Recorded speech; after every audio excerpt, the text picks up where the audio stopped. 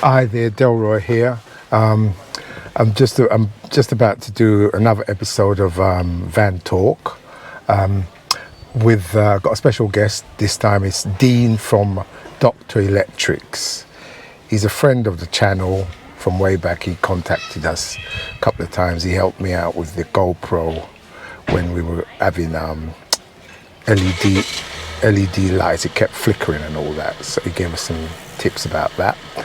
Actually, I've turned up well early because he's coming. I'm waiting at the station for him, but I'd rather be here early waiting for him than him be here waiting for me. So I got here quite early. I'm just waiting for him to come. So once he come, we'll get started. You can follow us on Instagram and TikTok at Van Talk Pod. You can get the audio version on Spotify, Apple Podcast and Google Podcasts. So okay, we'll get started in a minute. Thanks. Bye. Hi there, Delroy here. As my special guest, Dean has arrived from Dr. Electric. Hi guys. Like I said, he's a friend of the channel. Because you remember you sent us some tips about the GoPro when it was blinking, they're flickering LED lights. Yeah, you have to change the frequency to 50 hertz or something. Oh, right, yeah, my son done all that. He sorted all that out. Helps. Yeah. So, Dean, what I want to go do with you, mate, you tell us how and why you got into the business. So, I got into the industry, bit of a mistake really, bit of an accident, I'll be honest with you, but that's how a lot of people get into that, it, you know what I mean? I was I was an army veteran, but I was disabled army veteran. Oh, right. So because I was in Iraq in 2003, so oh, really? And when I come back I couldn't sleep in that, so they made me got rid of me sort of medical discharge from the army. Yeah. So I was unemployed for maybe 4 years, something like that. Really? And I took my daughter to an open day at the college. Looked around with her, gone for interviews and that, see what she wanted to do. She wanted to do like healthcare. But what I done is I come home and I read through the thing at the end of the day, and like the prospectus, you call it. And it's like I was thinking maybe I want to do something like plumbing, electrical, something like that, I don't know. So I looked at the electrical bit and I looked into the college and what it does and what you can do, how you can get qualified and that. And I thought, yeah, I'm going to just apply it. I admit I had a couple of beers by then, so I just thought, yeah, I'm just going to apply it and just see if I can do it. And next thing I know, next day I'll get an email back, and then it just started from there. And I didn't even have the qualifications to get on the course, but because the guy who was running it, one of the teachers, he was an ex-soldier as well, army, so he got me on the course, you know, in the back door sort of thing. And not only did I have passed it, they doubted I was going to pass it in the first place. Not only did I pass it, I smashed it. I was best in the class, and then I got Screwfix. What do you call it? Semi-final, the Apprentice of the Year. Oh, really? For the whole UK. Right. So yeah, I don't know what. So I smashed it, and now like I'm just. So when was this? When was this? God knows. You're talking about 6 years ago now. Well, I finished my training about 6 years ago. Oh, okay. So before that, so like a couple of years before that. Oh, okay, Yeah. that's good. Well, that's good. You got into the trade. So when you got qualified, where did you start working? So what I was doing is I didn't take the traditional apprentice route, and a lot of people will have a go at me for that, but I don't care. Yeah. So what I've done is I've done the 2365 level 2 and 3, and that was just a few days in college, but every time I could get out with someone else, I would just go and work for them. I wasn't worried about being paid. I could work for nothing, just they can show me things, you know. All right, so you was just working with random electricians? Yeah, random. And then in the end I had a mate of mine, and he got me to some work with his company, and I was just working with him non-stop for about a year or a couple of years after that. All right. And then it went from there. When I come to the end of that, and the end of my training and that, I had enough experience and that to get signed off by NAPIT, and NAPIT, went from there. So you're a member of NAPIT? NAPIT, yeah. Oh, okay, that's good. I've always, Stroma, and then in NAPIT, it went to NAPIT afterwards. Right. So after that, working with random electricians, stuff like that, how did you get to work for yourself? When I worked with other people, some of the people I worked with, one guy, I went with him for one day and I thought this is not good, because what he was doing the downlights, but he was like doing them with a saw and really rough holes, didn't measure up where he wanted the holes, Okay. cut back all the earths, and I thought, Oh right, so he didn't connect the earth, just cut them just back. you see it all the time, Yeah, yeah, just okay. cutting back the earths, and I thought, that's not right. He said his words were, "Oh, you don't need that." But then I spoke to another friend of mine, and he said, "No, don't work with this guy. He doesn't have a clue." He said, Well, at least you had the nous to realise, Yeah, although yeah, you were yeah. learning, you realised that he wasn't doing the job properly. Yeah, exactly. Oh, that's good. That's good. So I worked through a couple of different electricians. Another company I worked for, the guy used to keep ringing me up and saying, "Oh, you finished this job, get on to the next one, go," and like non-stop, Right. all the time. Rushing you. Yeah, and he was That's not shouting good, at me, especially swearing when at me. somebody's learning. When he was shouting at me, it was that point when I thought, I'm going to work for myself. I am not having this nonsense all the time. I've got to work for myself. Yeah. And I know I can do a better job, take my time, take some pride in the work, and do better for the customer. And that's when I thought, I've got to work for myself. You know? Okay, that's good. Well, for 6 years in the business and you're running your own thing, that's really good. Yeah, you've done well for yourself. So I was watching one of your videos and you had, is it an app you've got where you was talking about the next job is the thing about working through pricing through COVID? And there was an app. It's like you say your first job is something, then the next one was the armoured cable. What is that? I forgot the name of it. I use Tradify, and That's it, yeah. A lot of YouTube electricians use it, and I just caught onto it because I used to do everything by paper, all my invoicing and that used to take me like 1 or 2 days per week to. Oh, it was a nightmare. But I use Tradify. I don't get paid or anything by Tradify. Some people do. I don't get nothing. But I thought I'd try it out, and it took down my paperwork just like that. What is Tradify? What is it? What it is, you can go onto the app, you can book in a job. So, right, let's do it from the start. Someone can make an inquiry to you, and then what you can do is you can copy that into a quote, send them the quote, they accept it online, so you've got proof that they've accepted it with your terms, conditions, everything. You can click one button and put it into a job, schedule it into your diary. You've got blocks of diaries throughout the week. Right. And then what it does, so that follows all the way through. Once you've done a job, you can just one more click and then it's an invoice. They pay online and then you mark it as paid. It's so easy. Right. So these jobs that you were talking about, where do you get those jobs from? From the local area. I'm a member of a few Facebook groups, and it's a lot of recommendations, friend of friend and friend of someone I've done work for. I get a lot of recommendations. Right, okay. So how long have you actually been working for yourself? It's about 6 years now. Oh, 6 years working for yourself. And when did you start your YouTube thing? Oh, that would have been probably 18 months ago, I think. Okay, right. All right, yeah, cool. All right. And how are you finding it? It's all right. Yeah. I have had a bit of abuse from some people, but luckily, I'll be honest with you, luckily the people that watch my channel are really nice. There's one you said, I think it was something about the Wago connection. You said the YouTube police will be at me for that. Well, if you get something wrong, you'll know this. If you get something wrong, YouTube police will be after you. They will pick up. But you know anything. what? I don't really, because the thing is, you started your channel yourself, yeah? And you do the editing and put up everything. Do everything. Yeah? Now, I don't know nothing about that. And I don't really see myself as a YouTuber. I see my son. He's the YouTuber. I'm the vessel. yeah. It's like, they say, oh, fathers or what try to live vicariously through their son to do something they wanted to do. Yeah. Well, it's the other way around. It's the other way around, but he's done brilliant. He's fantastic. Good, he's brilliant, If he edits, that's really good editing he's got. I'll tell you something. It's not easy, Yeah, I know that. Well, I don't know that because I've never done it, but he keeps telling me how hard and boring and long it is. It really takes a long time. Can take a few hours to edit. No, he works hard. He does work hard to get us where we are at the moment. And I think we would be a lot more if if he was dealing with someone else. But anyway, this is about you, not about me. Right? Yeah. So so that's it. So since you've been working, what type of work do you get?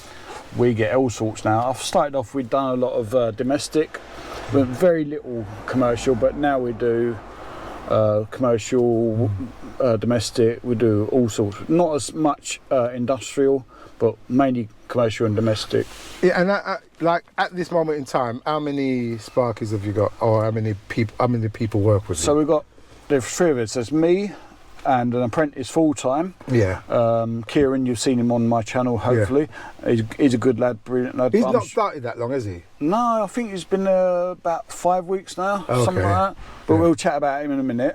But also I've got another lad who is, he takes little jobs off me, like changing lights, a little bit of fault finding. When I'm so busy and the customer needs the job done there and then, I'm like, I'll send him out to little jobs. And he works for somebody else as an apprentice, a full-time apprentice, but he does little jobs for me as well. Okay. Make up his money. But I heard in one of your, I think it's one of them videos, there's another electrical company, I think you link up is it C? It's like initials. So somebody's initials. Oh, CES. No, there's I think you said, I don't know if you linked up with him or you've done work with him. I've done work with loads. I can't remember the name of the Craig company. Gifford's Electrical, GEL. Oh, okay. Yeah, there's been loads. Is most of your work in the Northampton area? Yeah, I'll go maybe 1 or 2 miles. I'd very rarely go out in Northampton. There's so much work there. Okay. I'm so lucky that I don't have to go out. Oh, well, that's good. That's good. Once you get in local work, that's really good. Yeah. Really, really good. Right. So, how do you find dealing with the customers and all that? Most of my customers, 99% of my customers are brilliant. They're really good. They come to me because I take pride in my work. I'm not going to rush it. I'm not going to rip them off. Yeah. I just take real pride in it.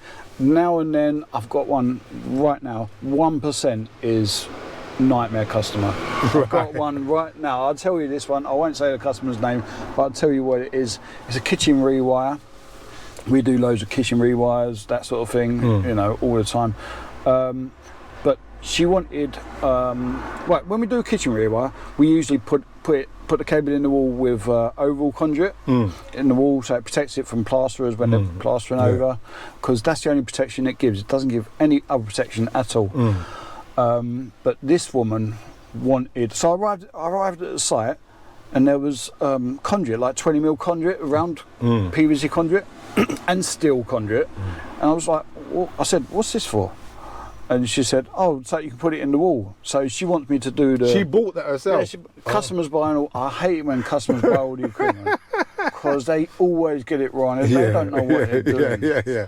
And this woman, I think she's Googled some stuff or something, and she wants me to put the... so metal back boxes, fair enough, but with the oval conduit and the bushes. But I was like, that's just for surface mounting we use that for, not for burying in walls. And when you got a room next to a room and it's like single brick, you got to get that conduit in, you have to chase deep, don't you? Exactly. And then you got to screw it in as well, so that's even extra. That's like that much, and that's like, you could risk going into next door, and that just makes things a nightmare. The oval conduit, perfect. You can just put that in, little bit of all round band on it, like in my last video, and that's it, perfect. But this is when customers... This is the problem with electricians now. Customers have got Google, and they can Google anything and fix things themselves. Oh, look, I can change this. Like, how many times you get called out when they get a ceiling rose and they don't know where all the cable's going? I get it all the time. Yeah. Right. I mean, I done one last week actually, because the favourite thing is people. They bought a new fancy light fitting. And what they've got is a pendant. So what they do, they take out the pendant part of it and leave the base, and then fit the fitting over the base. I've seen that quite a few times. It never works. No, it never works. It's you need to get rid of that base and connect it properly and screw it to the seat properly. Exactly. Yeah. People, there's one that I done where the light, they put an extra light in, but they picked up the neutral from the switch and they connected to the light circuit. So it's in one of the van talks. I won't go over it too much. Right. It was switching from, there was 3 different MCBs that switched that light off. Oh, okay. Oh wow. Okay. That was a joke. Wow. So it's in one of the van talks. I won't. You'll see that when it comes up. Yeah. So you're saying is it your Facebook groups and that you get a lot of your stuff from? There's a lot of That's how you get your work, yeah? Yeah, there's a lot of trades groups in Northampton. Oh, okay, that's good. I'm a member of these trades groups in Northampton on Facebook, and I get a lot of recommendations from that. And the Tradify thing is just to help you organise yourself. Yeah, it's admin thing. It does all your admin for you. You can do a quote in like no time at all. Okay.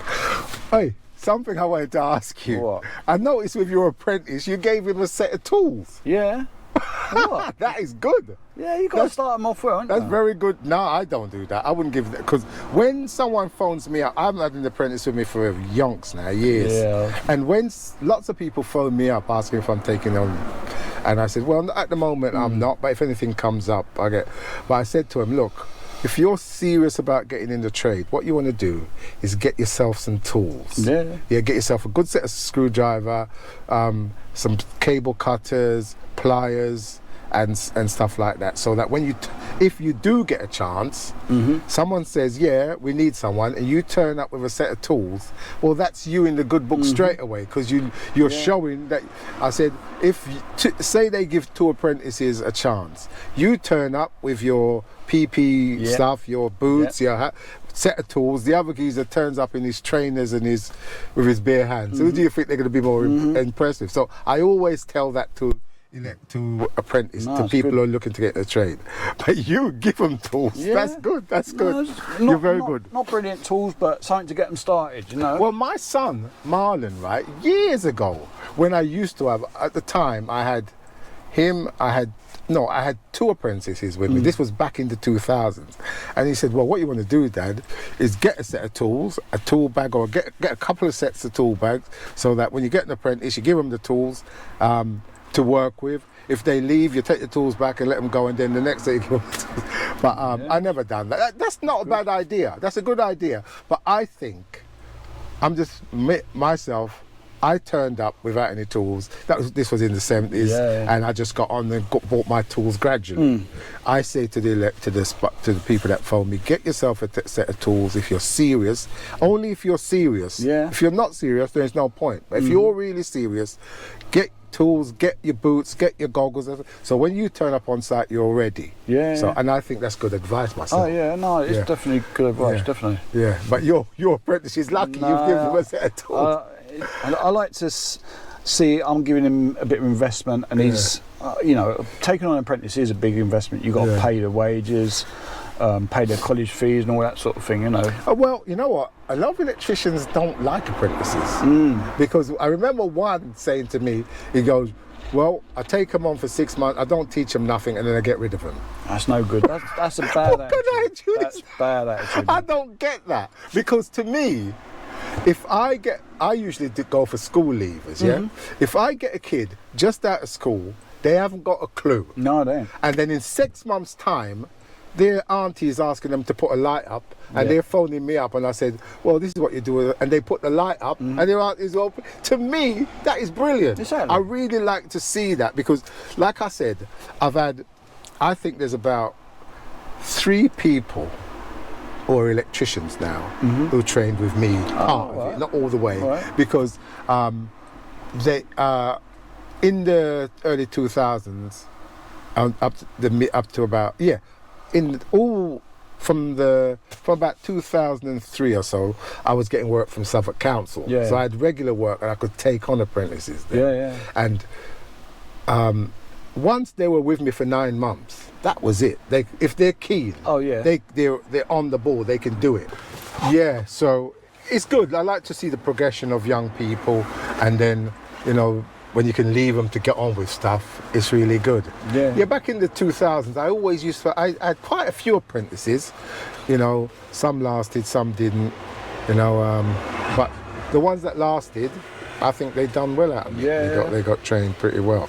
So, but the only thing about some apprentices, they come to you knowing nothing. After a while, when they can do things, some of them can get a bit stroppy. They think they know it all. Can they really? Yeah, You think yeah. so? Your kid there looks like his attitude straight away looks like a nice guy. I could Looks tell that straight away. Yeah. And he came with me for a trial day, just a trial day, no pay, just see what it's like. Yeah. And I could tell straight away, this kid is brilliant.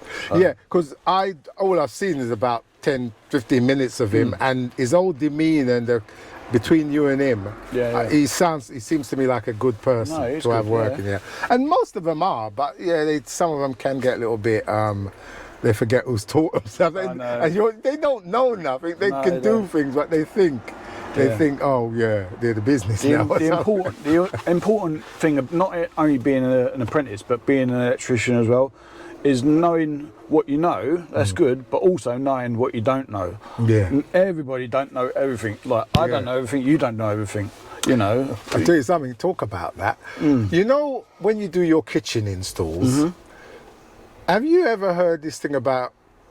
Oh, just a minute. Before we go on to that, you were telling me before we got on camera that you was lecturing for a while. Oh yeah. Yeah, go on. Tell us about that. So I taught in college for about 18 months, teaching the level 2 and 3s, both on the 2365 and on the apprentice route. I can't remember what the course number's called, but the apprentice route. You know what I mean? Yes, it's all right.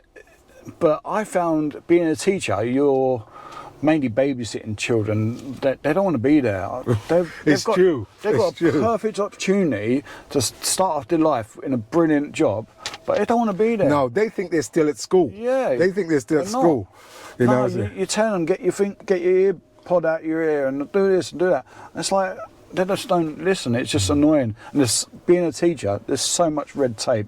Oh, you have to get permission for this and that, and you can't. I can't film in college.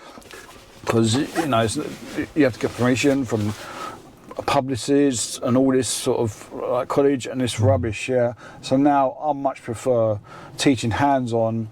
I haven't got anyone to answer to. I'm like me and the student apprentice sort of thing, and I just prefer hands-on. Right. You know what I mean? Another thing that come to me about I don't know what it's like out in Northampton, but like I said, I've got this guy Dammy, he's working with me now. He came to the event like you did. Oh yeah. And my son encouraged me to take him on. No, we haven't took him on. He's still working. But whenever he gets a chance, he comes out and learns. There's a job that we're doing at the minute, and so he's the only one I've had for ages. You know, and before, but I remember back in must have been in the 2000s or something. I don't know what they're like in Northampton, but you know, a lot of them wear their trousers like low slung. Yeah.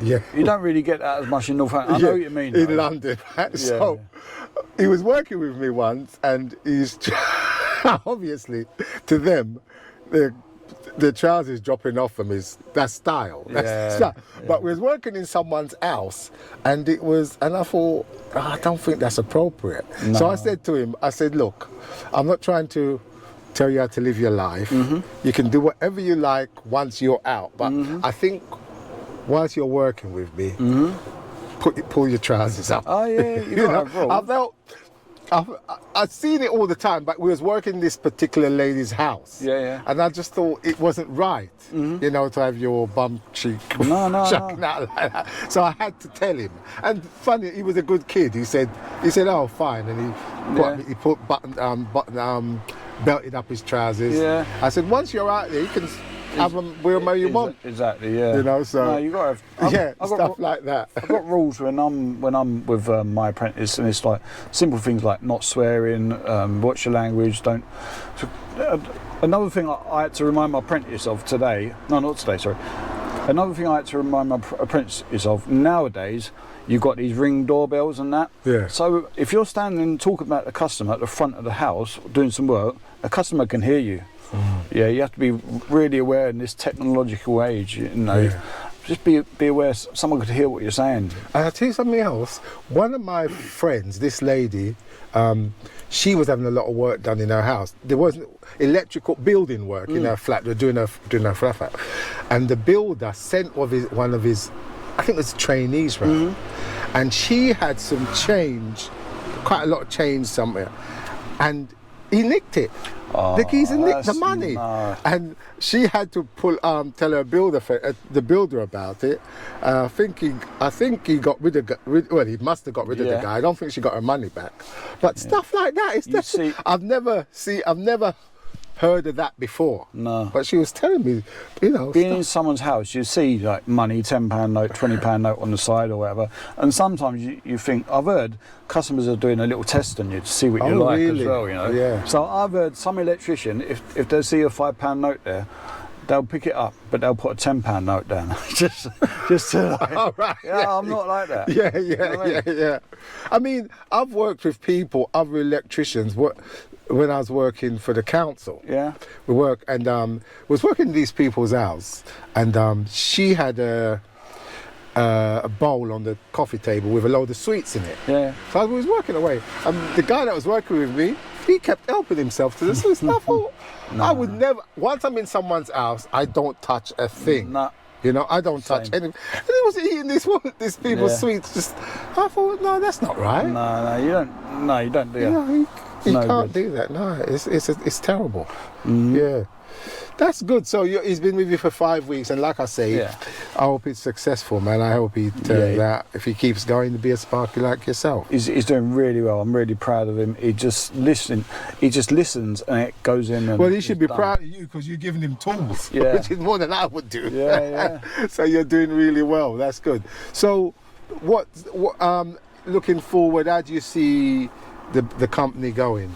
So you know about all this price hiking, all the electric and gas and all this. So as soon as I heard that, the first thing I done was booked up on the solar PV course. Oh, okay. Solar power course. Right, okay. Because that is going to be the biggest next thing. You're probably right. So, and now, luckily I've booked up because now you can't get on one of these courses. Oh, really? Everyone's doing it. Oh, you know what? The NIC was I think were they advertising something like there's some courses that I saw them advertise that I was going to go on, but I'm just so like I just can't be bothered sometime to go, because another thing is this smart house business. Smart homes, yeah. Smart homes, yeah. A lot of them you don't have to be an electrician to install it. That's what I realised, because I priced for a job, and that was a separate thing. So I said to him, I don't know nothing about that. Yeah. And tell me something else. You know what I was going to say when the thing cut off? Your kitchen installs, yeah? Oh, yeah. Right. Have you ever heard about a ring circuit, even it out so the load is even around the ring? Have you ever heard of that? I think I've heard of it, yeah. I've never heard of it until this week. I was speaking to a technical person, and he mentioned it to me. I said, what? I've never heard of that.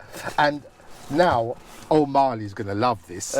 He's going to love this. Marley, Reg 433.1.204, son. he referred me. Because this is what they're saying. This is what the guy was saying to me. Yeah. Like, your ring, let's just say your ring goes in a circle, yeah? Just imagine a circle, right? So if you say you got your left-hand side, you got your right-hand side, yeah? So it's going around in the circuit, left, right. So say you come from the left-hand side, you go to say it's a plug-in oven, because they've got plug-in hobs as well now. I didn't know that until this job I done. I never knew they had plug-in hobs. So say you go to plug-in oven, plug-in hob, microwave, 2 kilowatt microwave, say, and whatever. Say that's all on the left. So you come, on the left, closer to the left, and then you've come around back to the fuse board. That means the left-hand side is taking more of the current. So I said, well, I've never thought of that. So then he referred me to this reg. So I'm gonna I should be bloody prepared with this. 433 Right, here it is. I'm going to read it out, so bear with me. Yeah. Accessories to BS 1363 may be supplied through a ring final circuit with or without on-fuse spurs, protected by 30 amp or 32 amp protective device, complying with BS 88 series, BS 3036, BSEN 60898, BSEN 60747-2, or BSEN 60009-1 RCBO. The circuit shall be wired in copper conductors, having line and neutral conductors with a minimum cross-sectional area of 2.5 millimeters squared, except for 2-core mineral insulated cable pyro, actually, as you would know, complying with requirements for regulation 433.1.1. If the current carrying capacity IZ of the cable is not less than 20 amp, and if under the intended conditions of use the load current in any part of the circuit is unlikely to exceed for long periods the current rating of the capacity IZ of the cable. Well, to be honest, I had to read that quite a few times for it to sink in. So I think it's not plain there, because this language, I find it hard to understand. I don't know if you it does. Yeah. But basically, what they're saying is, if most of the load is on one side of the ring circuit, then that's not good. No. And I've never thought of that.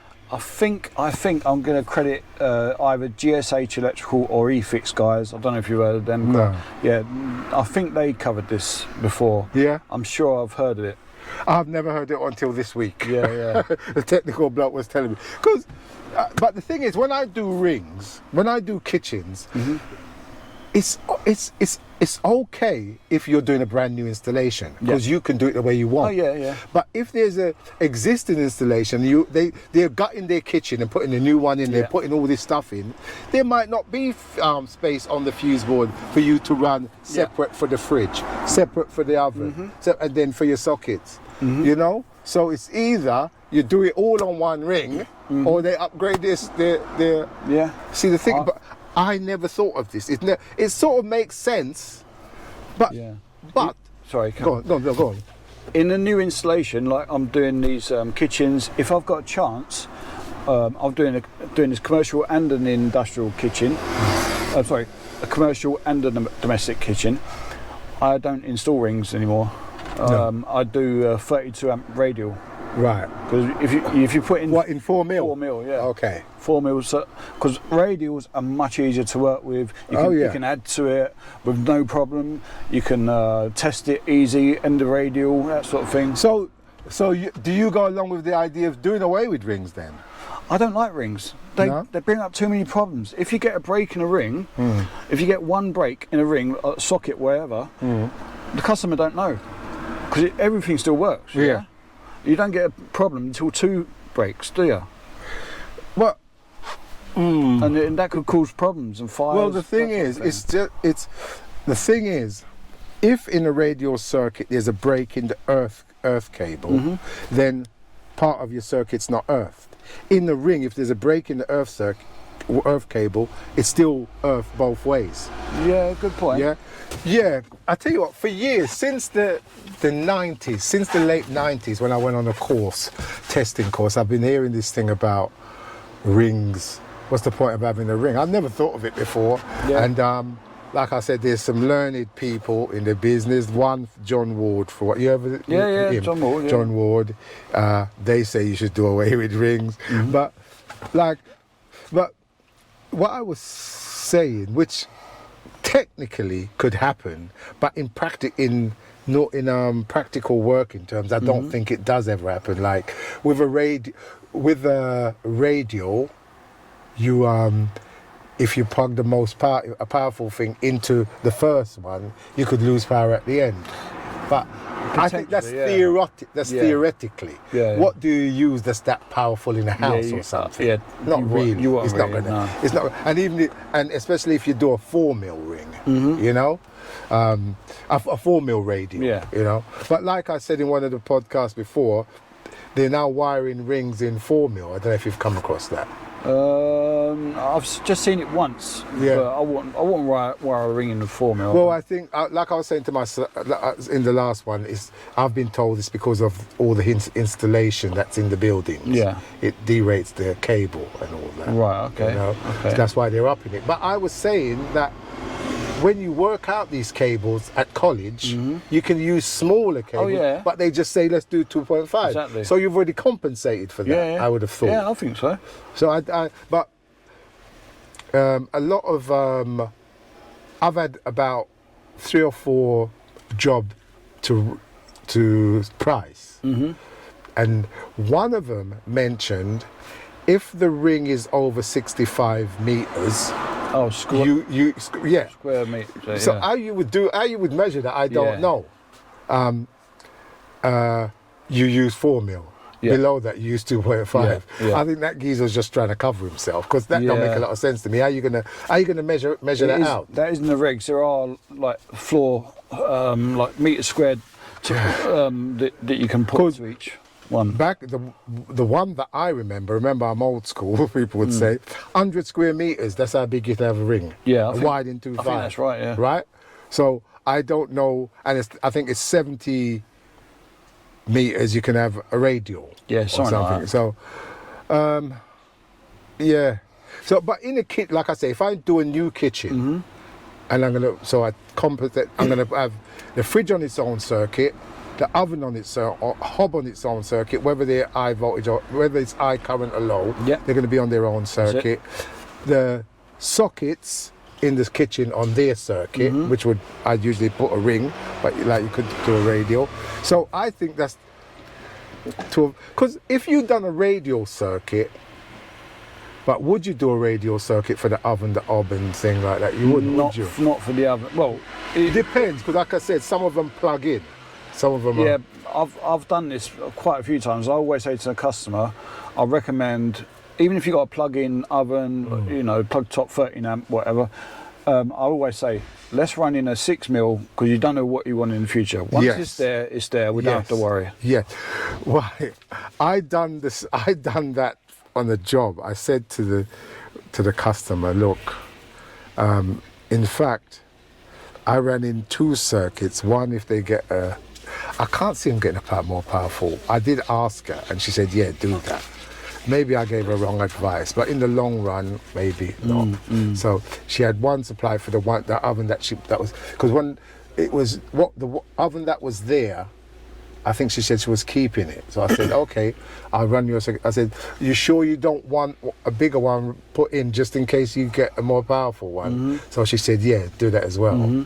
So, and in the end, she changed her mind with it about the kitchen. She did redo her kitchen. Whether she got more powerful oven, I don't know. But she's got the option there. Yeah. So, like I say, if you're doing a new installation, I would put separate things for the kitchen and stuff like that. But when you come to a situation like it's already there and they're redoing their kitchen, they're having this in, they're having microwave, they're having induction hob, oven, this and that, and you've only got one circuit doing the ring. You know, what do you do then?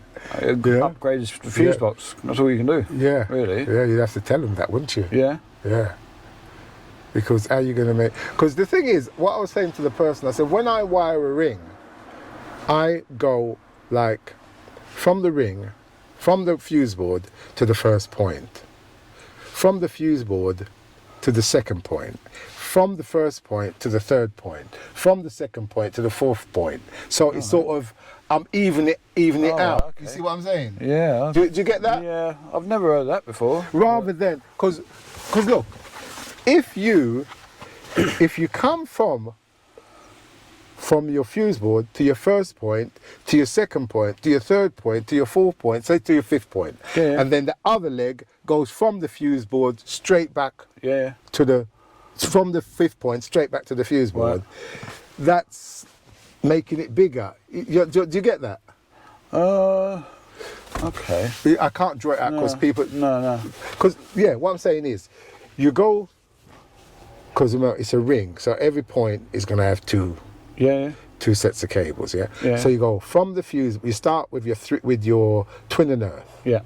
From the fuse board, you go to your first point. From that point, you go to your second, and you continue like that to your third point, to your fifth point. So each point has got two sets of cable, except for the fifth point, it's just got one set of cable. Right.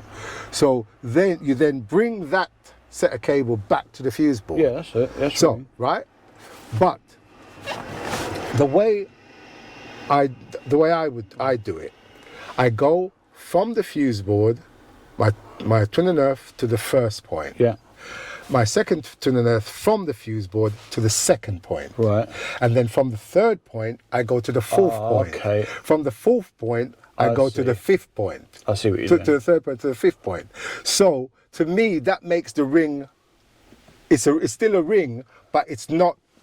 Like that. It's going out. It's like both going out, picking up the sockets. Yeah. And then. So I'm thinking it's making it more even. I don't know.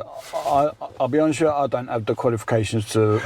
No, this is just from experience. Because I'll tell you what it is. It's when you do a lot of council flats or sometimes commercials, when they do a ring, they pull.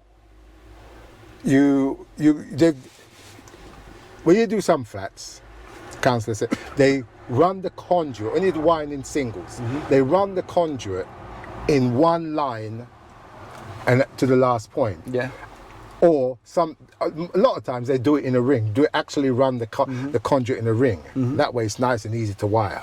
Now if you just run one line of conduit but you're wiring it in a ring, you have to pull you're pulling 6 cables through that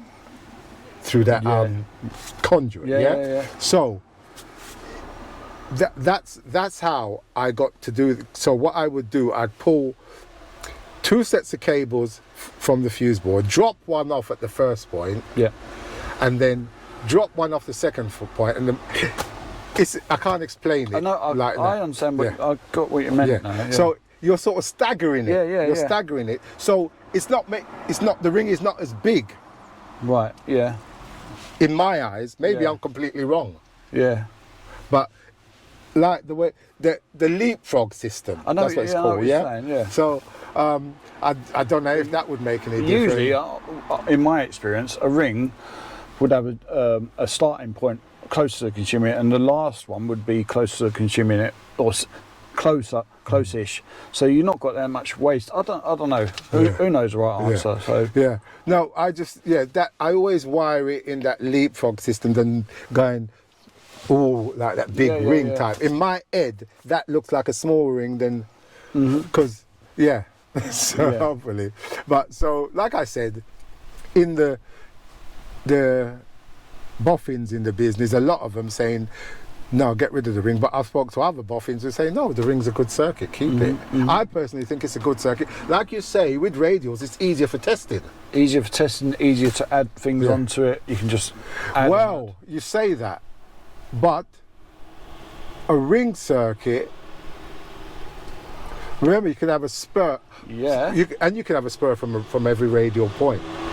You can have a spur from every socket point on a ring circuit, and you can do the same on a radial circuit. But what happens in the future? So you've just done a spur, and a DIY Dave has come in and put another spur on that without even checking. The thing about it is, DIY Dave, you can't really do your like they said at college to me, you can't design for idiots. Oh no. Right, but the thing is, DIY Dave, if he's got any sense, what he'll do. If he's going to have the circuit at another point to the one you've spurred from, what he needs to do is take out that spur and put it in an actual spur. Yeah. And then go back onto either the ring or the radial. So it's fused. A fused spur. So he's all right then. DIY Dave, if you're listening out there, that's what you need to do, mate. Don't just go and add willy-nilly. Check it out. Check out the circuit, and wherever you make sure it's not a spurred circuit. If it is, then you put a 13 amp spur. Fuse spur in, then you can do what you want to do. Yeah. Because actually, you can form another ring. Yeah. Yeah, apparently, yeah. Right, Dean, what about the new amendments? How are you getting on with that? I've been studying it for quite a while. There's a lot of stuff in it. I think it's quite good, to be honest with you, but as always, some of the terminology they use is just not so good, you know. What do you reckon? But the two main things is the SPDs and the AFDDs, isn't it? Yeah.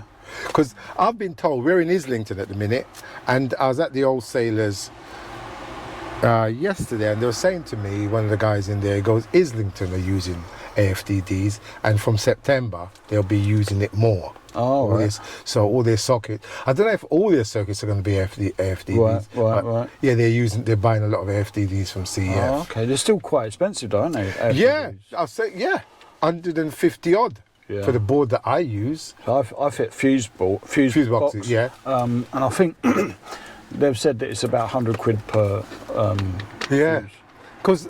because if you give say you do radial, say you do a radial upstairs, radial for the kitchen, radial downstairs or whatever, and so that's like nearly 400 quid, or might be, on depending on the fuse board you use, on top of the fuse board, isn't it? Plus before you even fitted it. Yeah, and that's it. That's just the cost. Yeah. And so the so if someone else comes in and don't even mention AFDDs, customer knows nothing, they're going to be saying, how comes this job, you know? It's going to happen. Yeah. They will do it. Yeah. 100%. So, but like I say, I think the councils are going to be doing it, because the thing is, I was told although a requirement says you have to do it, if it's recommended, you should still do it as well. But then why use the two different terms? I've heard what you've been saying on your previous podcast. So let's go over this, because I've done a bit of looking at this, and thanks to eFix, I'm going to credit them again. Who are they? There is a video. eFix. Listen, if you don't know who eFix is, check out their videos on YouTube. Just type eFix, EFIXX, and they've got loads of videos. 18th edition, recommended. They've got everything. Everything you want to know about the electrical industry are on there. Okay. Check them out. Really good. So let's go. You've been talking about this recommended, okay? Yeah. And we're not sure what it means. So, according to eFix, they've said so recommended. It's different to in normal terms of calling recommended, as we will use talking to each other. But basically, it means you should do it. That's what it says. You should do it. Okay. Yeah. They go on to say, if you don't do something that you should, at some point in a court of law or whatever, someone will ask you why you didn't do it. So that puts it plain. So you have to do something, whatever it may be. There's loads of ways around it, whether it be a risk assessment or whatever. Whatever it may be, you have to do something to comply with the regulation. So doing nothing isn't an option. But that's what I said actually. Yeah. Because if you like, for instance, these new Wago sockets, is that a way around it? Maybe. You're unlikely to get loose connections and arcing there. Maintenance free, aren't they? So yeah. So it's basically making sure. I mean, unless someone can tell me different, to prevent arcing, you have to make sure your connections are sound. Yeah. And that's it. That's all you can do, isn't it? Yeah. But you know what? I've come across arcing in all circuits. Yeah. So Cooker circuits, I've come where it's been melted. And I'll tell you something once I got called out to an emergency job, and at the fuse board, it was an old, the Crabtree fuse boards with those big brown ones. Yeah, big brown ones. C50s. That's it, them. And I think it was the main switch or something. It was actually glowing red. Wow. It was actually glowing red. The tenant was messing themselves. Wow. They were worried. When I come in and saw that, this was years ago.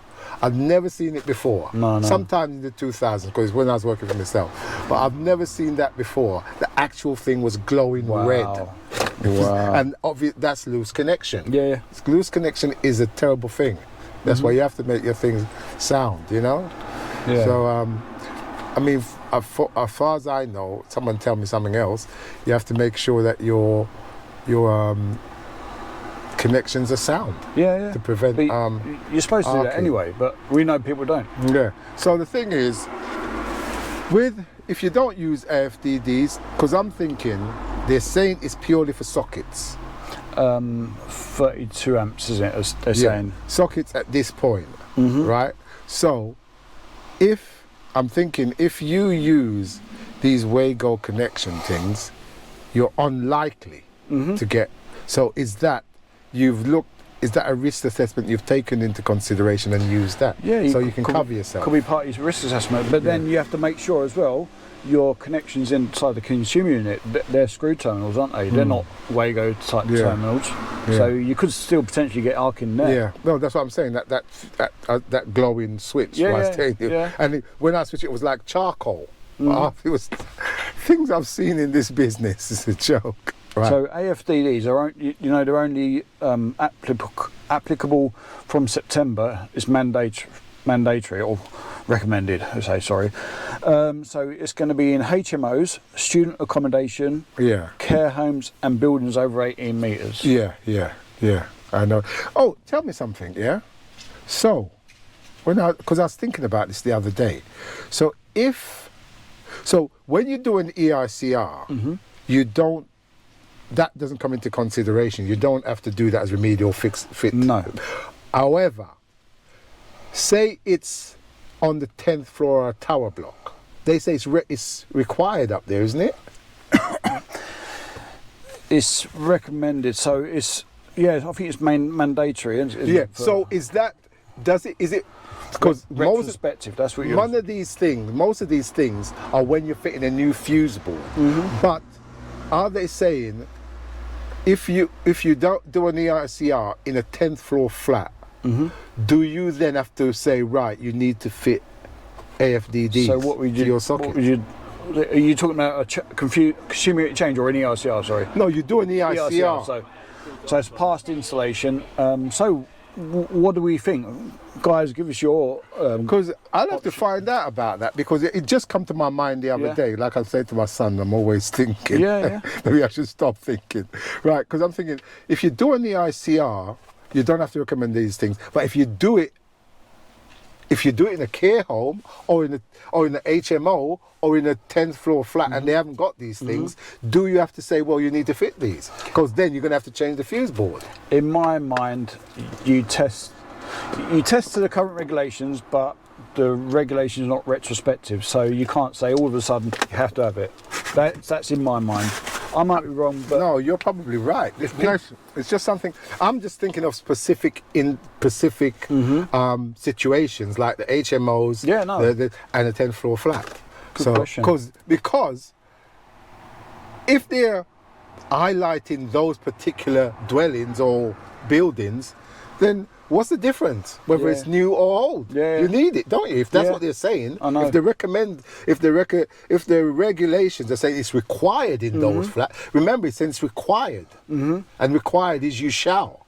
So that's a bit of a grey area, isn't it? Because when you do like we all know, when you do an EICR, it's not retrospective, like you say, but if the regs are saying in these particular places these things are required and they haven't got them, then what you as an electrician, what you got to tell these people? Well, that's something I'll have to look into. I think you have to look at each installation as a different thing, don't you? And you can't judge everyone as one sort of thing. So you got to either see through it or see to it. No, whatever. Yeah. The thing about it, I'll have to find out. I will find out. And I'm bearing to the side there. You don't have to recommend it because it's not retrospective. But why stipulate these particular installations and then say, all right, when you're fitting new, you have to fit it. But if they haven't got it, they don't need it. So it don't make no sense. No. If you look at it like that, I don't know if people agree with that. It does. It's either you need them in the flats, whether it's new or old. Yeah, I know. You either need them or not. You either need it. It's either needed or it's not. So I'm sure Yeah, well, I'll look into that and I'll So what say that. else do you know about the 18th edition then? I've got a big list of the changes. I don't really know that You much. No, not really. So one of the things they're trying to get is they're trying to get customers to supply their own electric, so EV, that sort of thing. Oh, Sorry, really? not EV, solar PV, that sort of thing. So they're calling them prosumers. So they're supposed Oh to be yeah, I supplying said their own. yeah, because they reckon you can use your electric car to charge your house, to run your house, can't Yeah, you? you could possibly. It's like a feedback sort of thing from your car, so you could charge. It's like a battery storage, so you can charge it during the day somewhere else and then feed your house. Yeah. This, you know, I'd love to see, like I said before, I would love to see a house where that's done. If you've got a house where you use your car to feed it, please let me know. I'll come and have a look at it. what about stickers? They've changed the stickers on the consumer unit. Yeah, you don't need a lot No, of them, do you? there's only one sticker you need now, Yeah. and that one. is an alternative supply. So you've got solar PV Okay. or backup generator, UPS, something like that. So you've got an alternative supply sticker. So all these mixed colours, that's all gone. I'm so glad. That was the most stupid sticker ever. If you don't know that it's supposed to be blue and brown, or black and red, you shouldn't be taking the cover off. Yeah. I think we went over this in a previous podcast about the stickers. Yeah, because I mean, when I do on the ICR now, I'm not even doing it. I'm not putting no stickers on. But it used to be bloody. It was like stickers everywhere, wasn't it, on the fuse board? Yeah. No circuit charts and that. Yeah. Anyway, you're saying about SPDs. You can't. So you have to fit an SPDs. There's no risk assessments anymore, unless you got written documentation signed by the homeowner explicitly stating that they understand the risks of not having it and are happy to proceed. Don't tell Marlon that. I know, that's, you know. Don't tell Marlon that. He's not. So they're changing. Have you come across a situation where you, with the SPD and the AFDs in the installation? I always fit SPDs out. I don't give the option to the customer because they don't really understand. I just fit. Yeah, standard. and if you've got to explain it, it's just a load of old. Yeah, you know. You I just do explain to them about different types of RCDs and that, but I do it in a way that they can understand. Like I was saying to Marlon, I'd done it to 2 customers. I said, "Nah, that's it. I'm going to stop it. If someone wants me to fit a fuse board, I'm going to give them a price, and the SPD is going to be integral. It's going to be part of it. And I won't mention AFDDs because that's just bumping up the price. Yeah, you know, until you have to. That's just bumping up the price. So, you know, Well, you're well versed in it, so that's good. Oh, look. That's good. So the sockets in the bathrooms, what's the distance from zone 1? Was it 2.5 meters now, isn't it? Yeah, they changed it. They give you an extra 50 centimeters. Nothing, is it? I've never, you know what? I think all the times it wasn't in the. It was sort of in the bathroom area because it was a weird setup, but it was away from it. So that's the only time I've come across had a few times. a socket in the It's bathroom. mainly HMOs, landlords, that sort of thing. But you know what? What's wrong with a socket in the bathroom now that it's all protected by RCD? If you've got RCD, what's the problem? Yeah.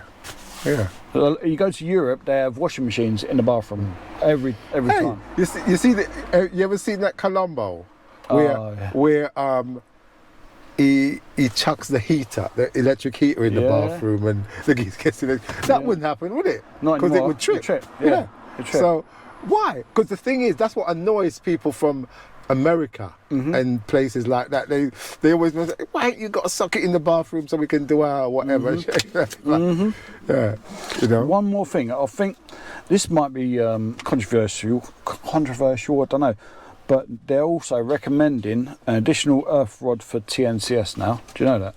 No. For TNCS. Additional earth rod. Yeah. So alongside your TNCS supply, put in an earth rod in. TNCS. Your PME. PME, yeah. Why? That's what they're saying.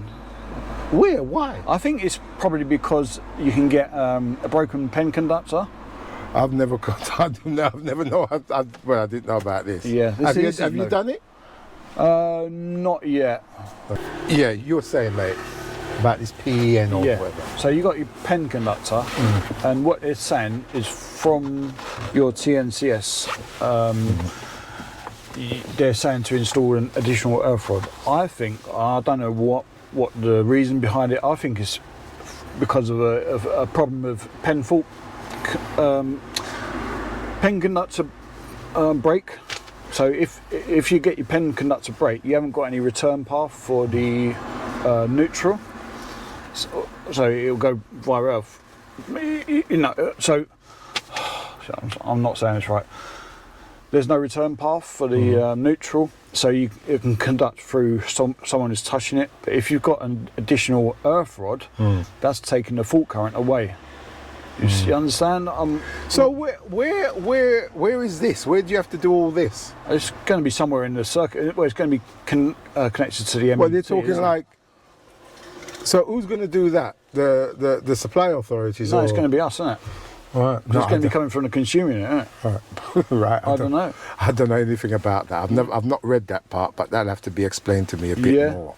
Yeah, for me to, because these things take a lot of time to sink into my head. Yeah. So by the time you got the hang of it, they change it again.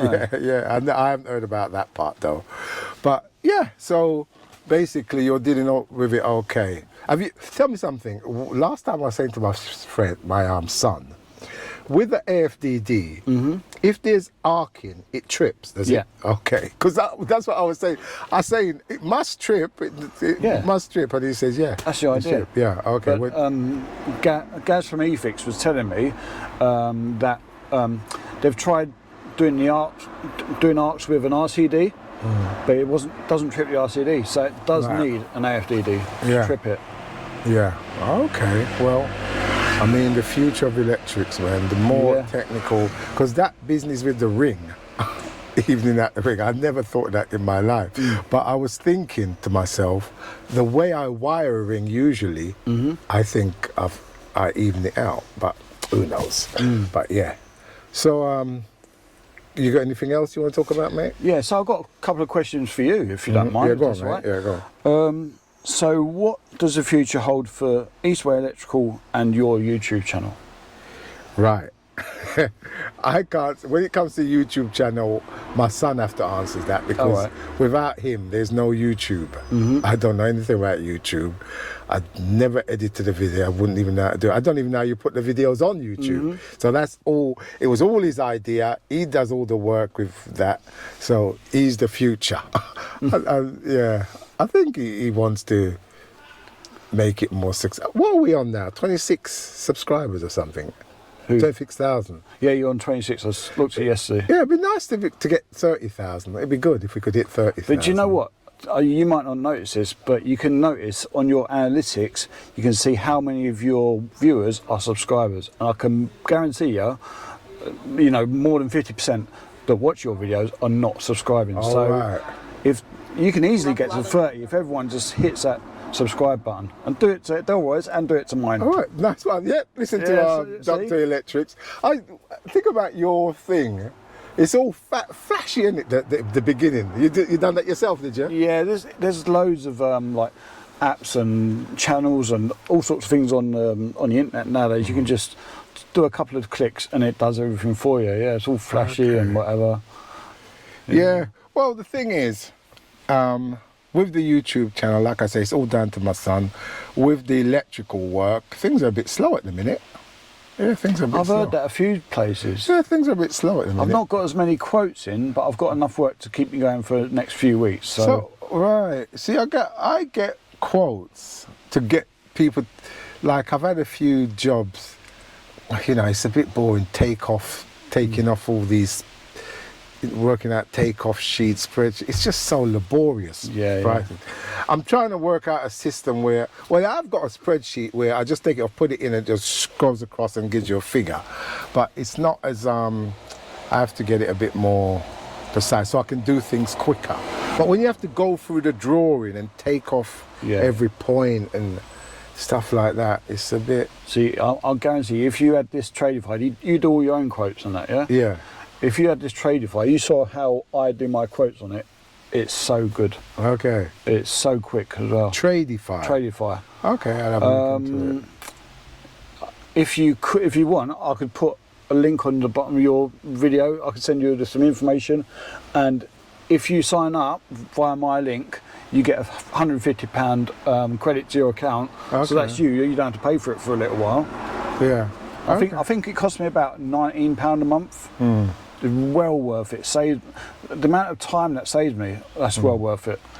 Yeah, I think my son sent me something about managing, but I think that guy from Artisan. Yeah, Jordan. What's his name? Jordan. He's the boss. Yeah, he's. Oh, is that his name? Jordan. Yeah. Yeah. So, he's a good guy actually. He sent me this stripping tool, which I saw you using it. Yeah, I love it. I saw you using it, and yeah. I've got to use that, so he thinks I'm ungrateful. I say, no, mate, I'm really grateful for that. Yeah, he uses something, and my son sent me the video of it, and I watched it, but them things do my brain in, man. Yeah. See, the trouble is, if my son was an electrician, he would be brilliant. He'd be like Artisan or Naji. But because he's working through me, and I'm like, it's like dragging the horse to the water and then pushing his head in, forcing him to drink. Because he comes up with all these things, and I just, you know, it takes me a long time. Or like, for instance, doing the filming. I didn't think I could ever do that. He forced me to do it. Yeah. Using the payment thing, the square. Oh yeah, Square. He used to do all that. I couldn't, but now he's saying I do it better than him because I can use it. I can use it on the phone. I can be talking to the person and put it in. Yeah. I used to see him do that. I think, how do you do it? But because he forced me to do it, I got to do it. And but yeah, I think if I was more of a risk taker, I'd be better off because he comes up with a lot of good things that he wants me to do, but I'm a bit slow to do it. So maybe the future, with him on board, the future's bright. Yeah, good. Yeah, the future's bright because good. with him on board. He's not fully on board because he's got to do his own job. Yeah. So he helps me part-time. So if he was fully on board, but he can't be really. You know, if the company got bigger and we was earning loads of money, then he could. Yeah. Yeah. So I've got another question then, right? If you were to invent something to help the electrical industry, what would it be? Right. You know what? It's funny you should ask that. I always wanted to invent something. And you know, I think I've said this before. Yeah. When I used to strip armouds back in the day, I thinking there must be a better way of doing it because rather than cutting round with your hacksaw, so I started using one of those plumbers things. You know that? Oh, your pipe cutter thing. Yeah, pipe cutter. Because I still got it at home and I used to use that, and it was partially effective, but it's for use for cutting copper, Yeah, not it won't steel. get through, it's still work. But it does the mark on it enough. Okay. And if you do it a few more, when it's new, it works. It's new, but then obviously someone's come up with a different version of it where you can. CK armour slice. I use it all the time. Yeah. So, you know what? I've had one ever since it come. Hold up, there's something I want to show you. But let's finish this off. I've had one of those because if I see something like that new, I just go and buy it. Yes. I don't even think I ever used it, but I had it in mind because I was using the plumber's thing. But I didn't have the brain to think of it. So that's always been something I wanted to do. Come up with something that would help my trade. It's just like those people come up with a chop box. Yeah. You know, they were on Dragon's Den. Yeah. Have you ever seen these? What's this? These are for people who are listening. Let me get my glasses on. I'll make. These are carbide tipped hold saw. Can you see that? It's a. Is it the Acceler? What's that? Accelerate Max. Yeah, Accelerate Max. It's an old cutter, right? You know the little red ones with the spring in the middle? Yeah. Yeah. Now, when they come out, I thought brilliant. But the spring don't work though. It doesn't get it all out. Yeah, not all the time. Not all the time. So this is it for people who can see. For people who are listening. It's an old cutter, but it's for when you're cutting hard metal, I think. Because what happened was I was in the wholesaler yesterday, and I'm always looking at their display, and I saw these. And I said, "What's this?" And the guy was telling me that a company come in and bought a load of those red ones, you know, because they were drilling a lot of metal, and then they come back and said that can't do the job. And the people who was cutting the old, they knew about this. Oh, okay. But the wholesaler didn't, so he told the wholesaler, and the wholesaler got these in, and he bought them and done his job. So they're stocking it. So when I saw this, I thought, right, these look serious, you know. So it's for cut, as you can see. Yeah, see the thickness of that metal, what it's cutting? Yeah. Yeah? Oh, Look. right, okay. See that? Yeah. You see it? Yeah. Like proper. Yeah. See that thickness of that? What, for people who are listening, the old cut is going through a really thick bit of metal. So just looking at it, you can tell it's for serious work, isn't it? Yeah, Armeg as well, good brand. I've never heard of them. You never heard of Oh, Armeg? yeah, I've seen that name. Brilliant Yes, brand. I've seen that name, Armeg. Yeah. So it's got Pro on this. I got a 20 mil and a 25 mil. Yeah, that's it. So That's what you want. I don't know if I'm going to use them. Because I saw another thing. You know when you cut a hole, you use you cut a hole in the ceiling for Downlight. downlight, Yeah. and then either you've cut to a smaller hole and you need to, or to a bigger hole. Okay. There's this cutter that you put in and it allows you to cut a bigger hole through the hole. I've got it on the back of the van somewhere. I'll have to get that out and show it. I bought it, I saw it in the wholesalers, and when I saw it and I saw the drawing of it, I think that's a good idea. So I bought it. I've got it in the back of my van. I've never used it. And now I forgot what it's for. I forgot how you use it. I bought it from Electric Centre. Oh, yeah. So I'll have to go back there because I haven't seen it in other places. I just use a bit of MDF and just go. Yeah. MDF. There are ways of doing it. But when I saw it, because usually when I use, if I've cut the hole too small, too big, I usually just use the old saw. Yeah. But like you say, that's a good idea. Yeah. There, you know. So So I'll tell you what I would invent, right? And I think that this will be available in the future. So probably long after me and Delroy has finished. But I reckon consumer units that test themselves. What do you think about that? Consumer unit that tests Yeah, themselves. so it's going to test itself. Like, because you know, like in a fire alarm panel and all that, they're all testing themselves all the time. Oh, okay. Fire alarm panel. So a consumer unit will test themselves and then they'll notify a flag up when they've got a problem. Well, the AFDD is like that. It's always testing itself. Yeah. And if it's the arc and it trips, it tells you why it's tripped. So apparently it's always testing itself. So it's going to be there. So you'll test the rings and you test the installation resistance and whatever. I don't know. Tests everything. So it does like an ERCR. Really? The test inside all the time. You think that will happen? I think it'll happen. I'll guarantee you. Oh, most probably. Probably after me and you are long gone. You know. Yeah. Okay. Yeah. It'd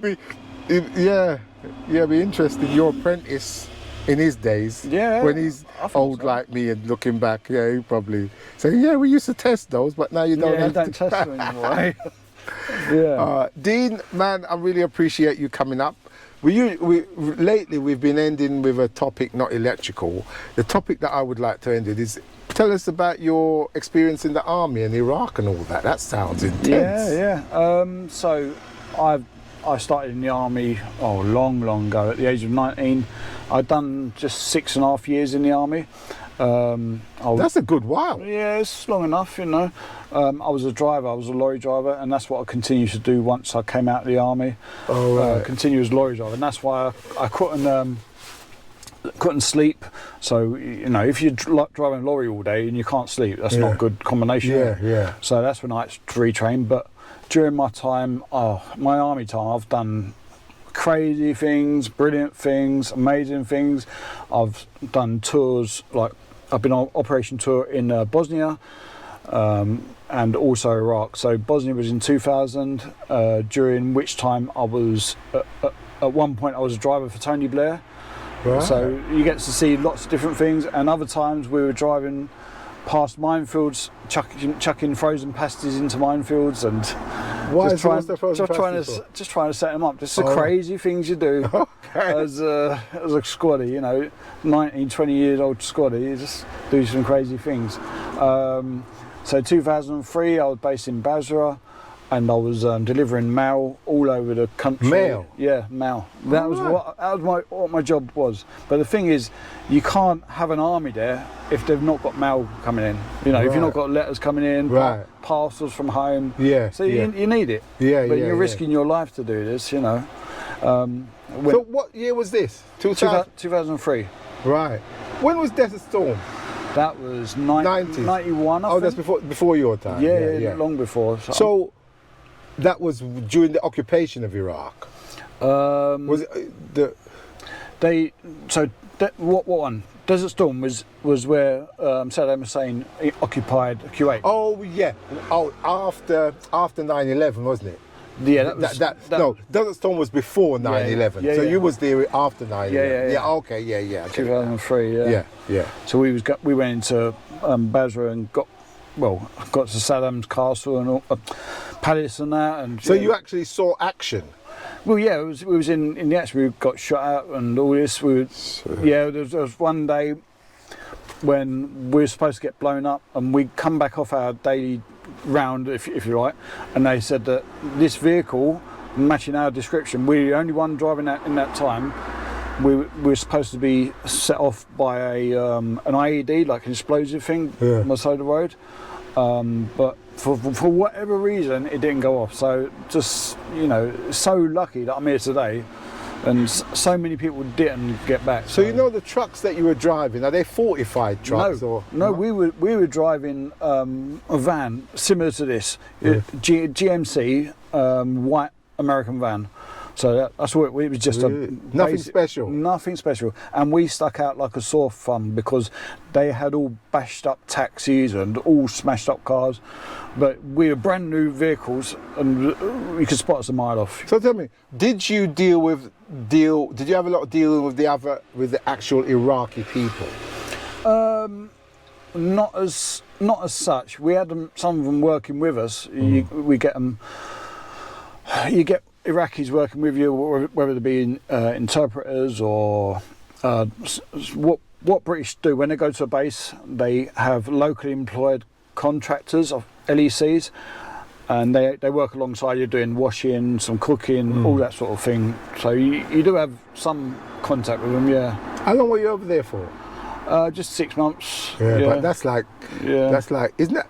I mean, that's like hell, isn't it? In a war zone, man. Yeah, and obviously because of that, I had nightmares and couldn't sleep for years. PTSD, Suffered with that for my whole life since then. Yeah. But you still have it now? Yeah, and I'm lucky I'm not too bad, but the only problem it really affects me is my sleep problems sometimes. Can be debilitating. Yeah, I can get woke up really quickly, any noise or anything. So, yeah, God, that sounds harrowing, man. I've been in a war zone, I couldn't imagine it. But did you join the army from school? Yeah, pretty much. I had odd jobs knocking about here and there, just working Tesco's. So, 6 months in Iraq, it's not much fun though, is it? No. But you got back in one piece, which is a blessing, really, because if you go to a war zone and come back in one piece, it's good, because a lot of these young guys come in with limbs missing and all that. It's terrible, really. War is not a good thing. No, it's not, definitely not. From experience, and what people don't see is the hidden injuries, like a mental injury like PTSD. And there's a lot about that in the media and that, Well, thank God you come back all in one piece, and you're doing well for yourself with your company. Talk about your what you call it? Yeah, so if you want to find out more about me, I've got my own YouTube channel. It is Dr. Electric. So have a search in the search bar, Dr. Electric. I'm on Instagram, Dr. Electric YouTube. Find me on Facebook. Again, search Dr. Electric. Just search Dr. Electric on anything you want, and you should find all the information. And I'll be able to put a link to my channel right under there. Yeah, cool. Right under this video. Yeah. Hey, I meant to ask you, how did you come up with the name? So, this brings me back to when I started up the business. I went to a business startup course run for ex-army, ex-soldiers and veterans and that. Right. And they said, write down loads of things like, brainstorming, write down loads of things that you want your company to represent. And I was like, trustworthy, good reputation, that sort of thing, rely upon.